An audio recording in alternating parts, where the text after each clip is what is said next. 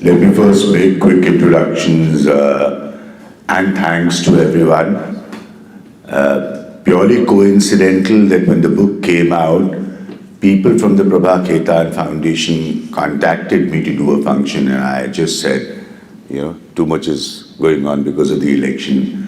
So it is absolutely heartwarming for me that I'm here to do a function for the same foundation. So many thanks to them. Thanks to two very special people of Oxford, because of whom I ended up coming to this place post 2019. Needless, Dr. Padmesh Gupta and my friend Sarwar Saab. We met 2019. So the point is very clear to me, and given the question that you asked,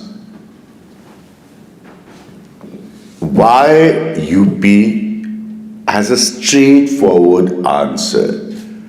Since 1947, that India got independent, since that period, our population was 34 crores. And when the British left India, nearly 80% of that Indian population was poor.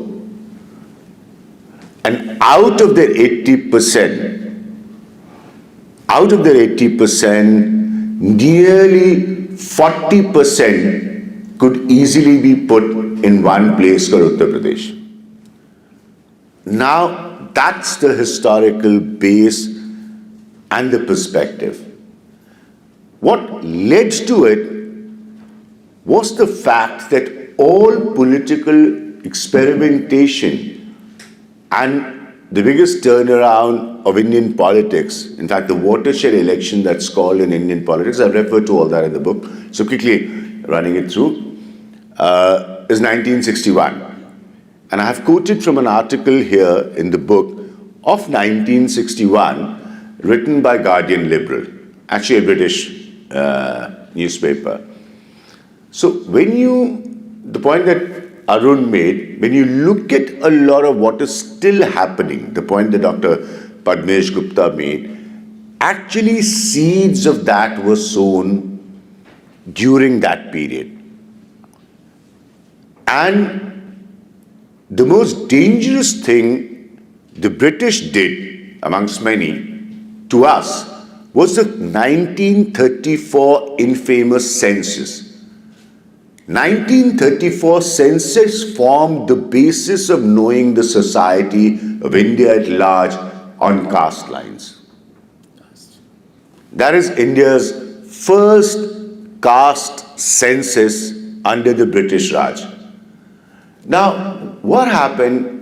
It led also to the way constituencies were created after the provinces broke down and it became a larger state than an Awadh province or a united province, or the Meerut from where he talked about the 1857 mutiny starting.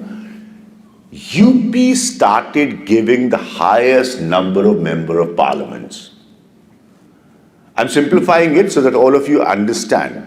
And this arithmetic, this block of arithmetic by itself, ensured that if you won UP, and with other machinations that you could put in place in Delhi, you can actually form the government in India.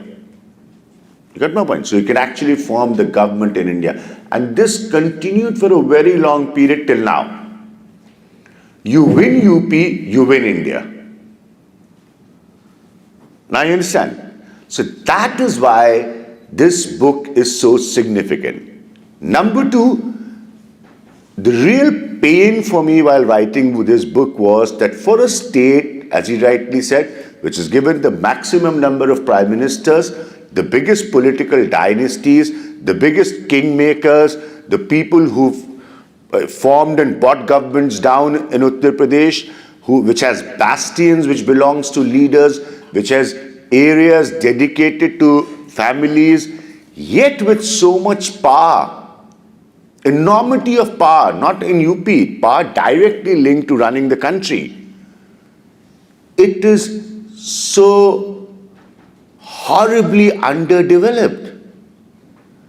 That means the overriding factor, which also became the overriding factor of India in a lot of ways, was to focus on politics, to keep winning and forming governments and not really focus on development. And that's from where the problem started. Ideally, in an ideal world, the political power Uttar Pradesh has had since the country's independence is so enormous that it would have been and should have been India's role model of progress, development, economics.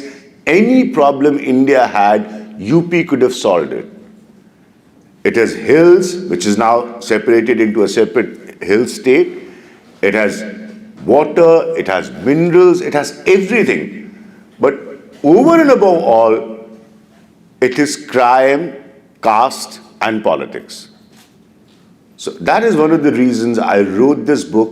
That why didn't this state even reach, there are a lot of data, I don't want to go into this right now, but not even 10% of the potential it had, and with the fact that repeatedly prime ministers came from there. Not once that one person came and, so lineage of the Congress, lineage of the BJP, including the present Prime Minister, who chose to go and contest from the city where I was born, Banaras, so as to be represented that I also come from UP. So some place with this degree of power unmatched by any state in Indian politics, and yet lagging behind, far behind. So I think that is the essence of the pain in this book.